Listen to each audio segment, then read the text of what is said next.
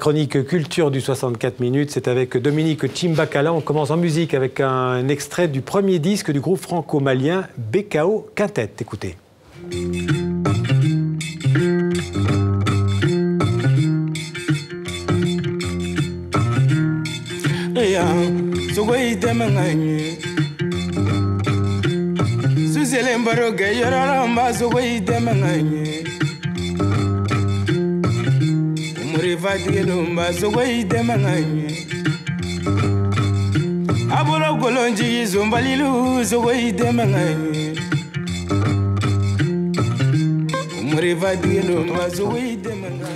Bonjour Dominique. Bonjour Xavier. Donc je le disais, on vient d'entendre un extrait de Comment ça va, qui est d'un groupe franco-malien BKO Quintet. Oui, BKO comme Bamako, comme on dit dans l'aviation. Alors c'est le titre phare de leur premier album, Bamako Today. Alors BKO Quintet, vous savez, c'est à la fois un projet très novateur parce qu'il mélange des instruments qui n'avaient pas l'habitude de se rencontrer au Mali, comme les instruments de la caste des griots et les instruments de la caste des chasseurs. Et puis c'est aussi finalement un projet très moderne parce qu'il entame un dialogue avec d'autres rythmes musicaux comme le slam ou le blues. Ce qu'on vient d'entendre, c'est très blues. Eh bien, figurez-vous que ça donne une musique urbaine très intéressante. Et je vous propose d'écouter ce qu'en dit le petit français du groupe qui a participé à l'aventure. On écoute.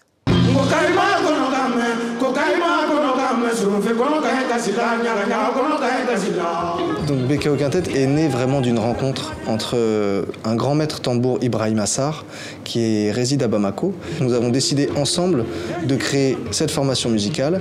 On a vraiment un désir dans ce groupe de pouvoir montrer au monde ce qu'est la culture malienne, ce qu'est le Mali, et quels sont ses chants, quelle est son énergie culturelle et sa richesse.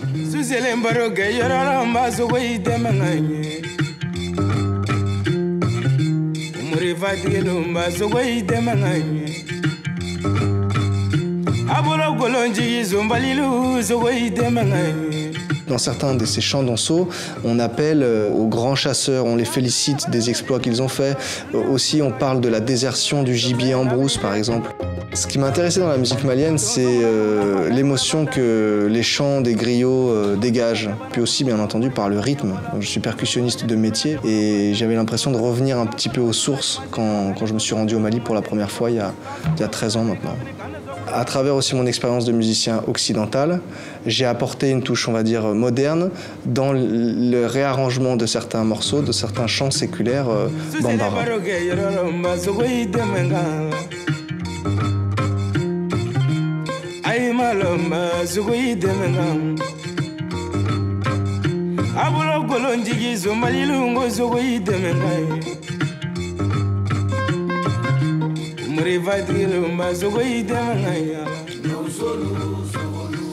Alors, on quitte le Mali pour le Burkina Faso, on va au FESPACO. Il y a une polémique autour du film d'Abderrahmane Sissako, Timbuktu. Oui, c'était la polémique de ces derniers jours. Est-ce qu'on peut, oui ou non, diffuser Timbuktu aujourd'hui en Afrique de l'Ouest? Alors, c'est quand même un film qui parle de la vie quotidienne dans le nord du Mali, quand cette région était occupée par les djihadistes. Vous savez, il y a eu quelques menaces à l'occasion de la projection de ce film. Donc, pendant plusieurs jours, on a hésité. Il a été question de déprogrammer le film. Alors, finalement, on sait depuis cet après-midi que Timbuktu sera bien projeté au FESPACO, qu'il reste en compétition. Il sera dans la catégorie long métrage avec 18 autres œuvres qui concourront. Alors le FESPACO, il commence demain, on y reviendra bien sûr dans nos prochaines éditions et en particulier dans le 64 minutes. Alors, en attendant, on part pour la Chine, en fait plutôt pour Paris, pour le musée Guimet qui nous présente une très belle exposition, un train pour le Yunnan, les tribulations de deux Français en Chine. C'est une exposition magnifique, Xavier, je l'ai vue et cette exposition en fait est une expo qui nous fait remonter dans le temps à la découverte d'une région, le Yunnan, qui est la région la plus au sud de la Chine. Alors l'histoire, c'est qu'en 1903, la France a décidé de construire un train qui relierait le vieil empire chinois avec l'Indochine, ce qu'on appelait à l'époque l'Indochine. Et elle a envoyé le consul qui s'appelait Auguste François et un comptable, le comptable de la compagnie des chemins de fer, qui étaient aussi des photographes amateurs et qui ont pris plus de 1500 clichés du Yunnan, qui à l'époque était encore une région très méconnue en Occident. Je vous propose de regarder ce qu'ils ont fait et on a retrouvé l'un des descendants de ces photographes qui nous fait revivre ses souvenirs. Reportage.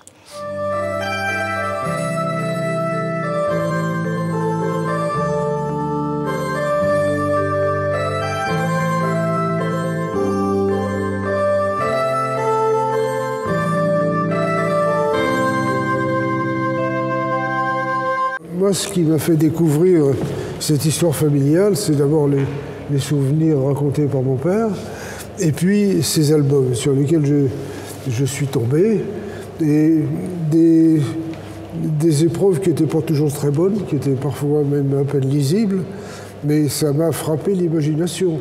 Toutes ces photos-là, je les retrouvais là-dedans, mais dans une qualité comme on pouvait faire à l'époque, dans des conditions tropicales.